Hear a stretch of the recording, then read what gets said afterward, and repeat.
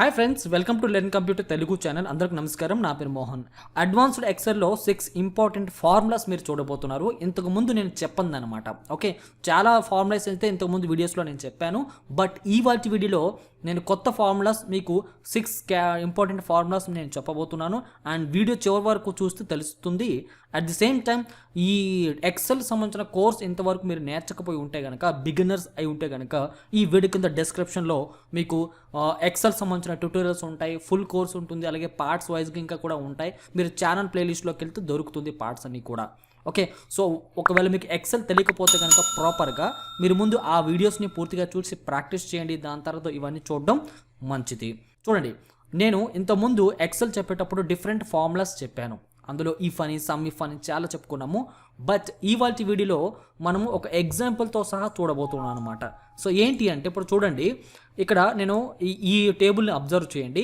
ఇక్కడ మీకు కొన్ని ఐటమ్స్ ఉన్నాయి. కంపెనీ, అది ఏ కంపెనీ మ్యానుఫ్యాక్చరింగ్ చేస్తుందో ఇక్కడ రాసున్నాము. తర్వాత క్వాంటిటీ ఎన్ని, దాని ప్రైస్ ఎంత అండ్ అమౌంట్ ఎంత అనేది ఇక్కడ మీరు చూడొస్తున్నారు. అయితే నాకు కావాల్సింది ఏంటి అంటే, నాకు మొత్తం క్వాంటిటీ కావాలి అంటే ఏం చేస్తారు, ఇక్కడ క్లిక్ చేసి ఆల్ట్ ఈక్వల్ టు సమ్ కొడితే ఎంటర్ ప్రెస్ చేస్తే ఆటోమేటిక్గా టోటల్ ఈ క్వాంటిటీ టోటల్ వచ్చేసింది 30 ఐటమ్స్ ఉన్నట్టు. సో ఇది కామన్, అందరికి తెలిసిందే. బట్ మనం ఫిల్టర్ చేయాలి అంటే, మనం కొన్ని కండిషన్ అప్లై చేసి రిజల్ట్ రాబట్టాలి అని అనుకునేటప్పుడు ఏం చేయాలి? అందులో మనం మొదట చూస్తే కనుక ఇక్కడ మీరు చూడొచ్చు DSUM ఫార్ములా. ఓకే, ఇప్పుడు ఫర్ ఎగ్జాంపుల్ చూడండి, ఇక్కడ నాకు క్వాంటిటీ కావాలి. దేని క్వాంటిటీ కావాలి? పర్టికులర్ నేమ్, పెన్ డ్రైవ్ తలక క్వాంటిటీ నాకు ఇక్కడ కావాలి. సో ఈ స్టాక్లో నాకు ఎన్ని పెన్ డ్రైవ్స్ ఉన్నాయి అనేది నాకు ఇక్కడ లిస్ట్ కావాలన్నమాట, క్వాంటిటీ కావాలి. అప్పుడు మీరు ఏం చేస్తారు, లెక్క పెట్టుకుంటారా? సో కాదు కదా.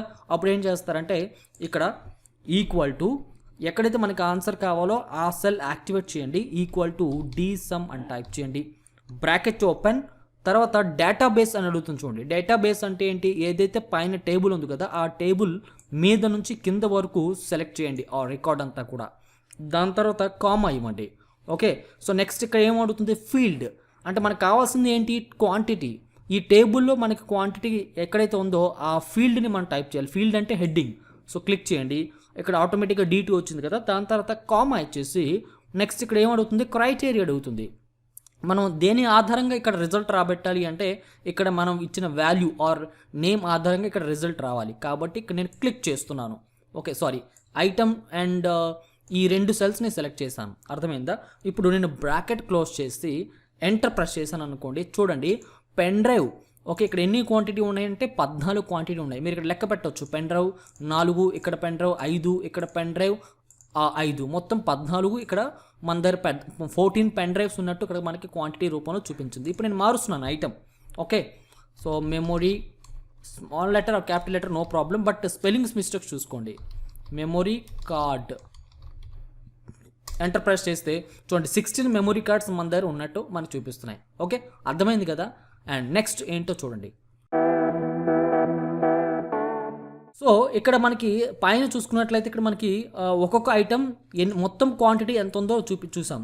అది సింగిల్ కండిషన్తో. ఫర్ ఎగ్జాంపుల్, మనకు ఇక్కడ పర్టికులర్ ఒక ఐటమ్ పలానా కంపెనీ దగ్గర నుంచి కొనుగోలు చేసింది మనకి ఎన్ని ఉన్నాయి. ఓకే, కంపెనీ వైజ్ నాకు కావాలి. ఒక ఐటమ్ కంపెనీ వైజ్గా ఎంత క్వాంటిటీ మన దగ్గర ఉంది అనేది మనకు కావాలి. సో అలాంటప్పుడు ఏంటి అంటే, DSUM ఫార్ములాలోనే మల్టిపుల్ కండిషన్స్ అప్లై చేయాలి అన్నమాట. అర్థమైంది కదా. అప్పుడు మీరు ఏం చేస్తారు, equal to DSUM bracket open. తర్వాత ఇక్కడ ఏమడుగుతుంది? డేటాబేస్. సో సేమ్ ఇక్కడ మనం ఏ డేటాబేస్ నుంచి డేటా కలెక్ట్ చేయాలి? ఈ మొత్తం మెయిన్ టేబుల్ నుంచి డేటా కలెక్ట్ చేయాలి. కాబట్టి హెడ్డింగ్ నుంచి లాస్ట్ వరకు నేను సెలెక్ట్ చేశాను. ఆటోమేటిక్గా రేంజ్ కూడా పడిపోయింది, B2 ఈస్ట్ F9 కామా. తర్వాత ఇక్కడ ఏమడుగుతుంది? ఫీల్డ్ని. ఏ ఫీల్డ్ మనకు కావాల్సింది? క్వాంటిటీ కదా.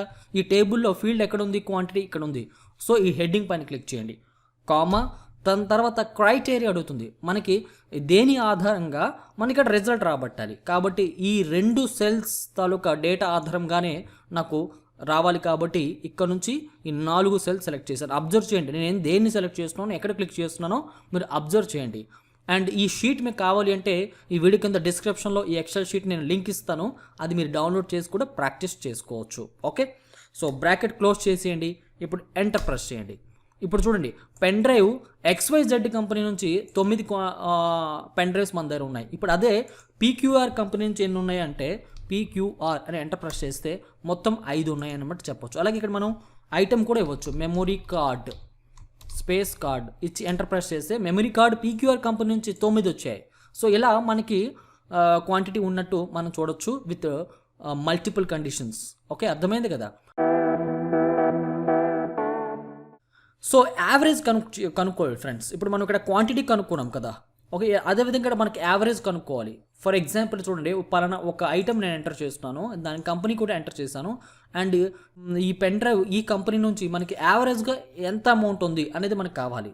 సో అలాంటప్పుడు ఏం చేస్తారంటే equal to the average.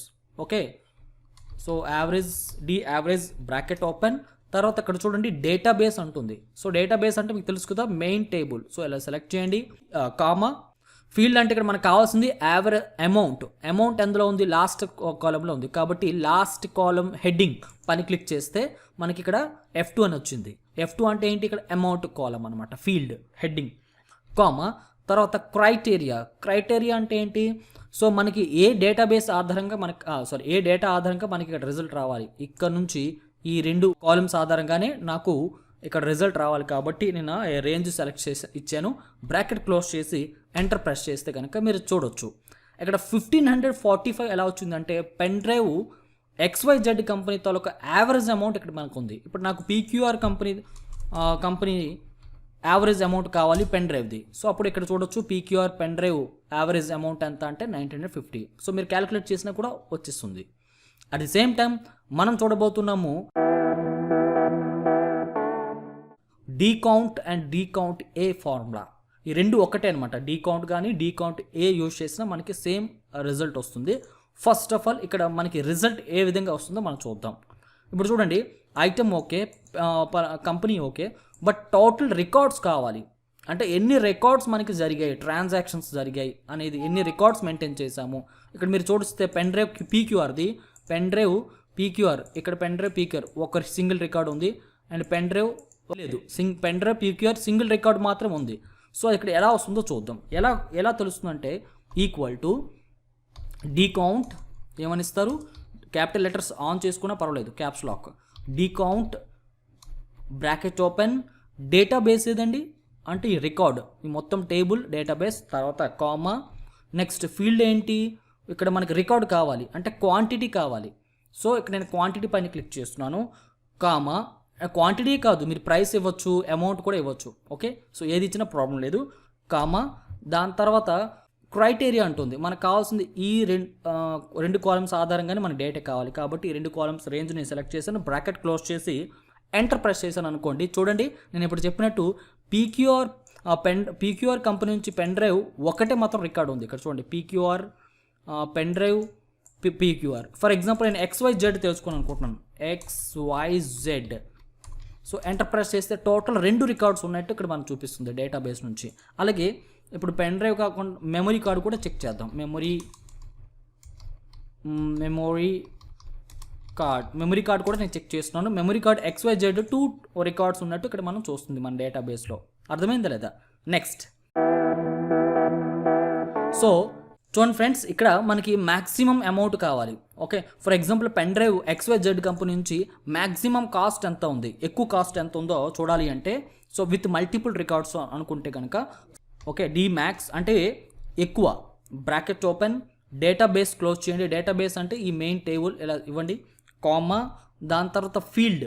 Okay, మనకు కావాల్సింది ఏంటి, అమౌంట్ ప్రైస్ లెవెల్లో కావాలి. ఏదైతే ఏ కంపెనీ తాలూకా పెన్ డ్రైవ్ ప్రైస్ ఎక్కువ ఉందో తెలుసుకోవాలి కాబట్టి ఈ మెయిన్ డేటాబేస్లో ప్రైస్ కాలమ్ హెడ్డింగ్ పైన, కామా, క్రైటీరియా అంటే ఏంటి, మనకి ఈ 2 కాలమ్స్ డేటా ఆధారంగానే మనకి ఇక్కడ చూపించాలి కాబట్టి సో నేను సెలెక్ట్ చేశాను, రేంజ్ ఇచ్చాను, బ్రాకెట్ క్లోజ్ చేసి ఎంటర్ ప్రెస్ చేశాను.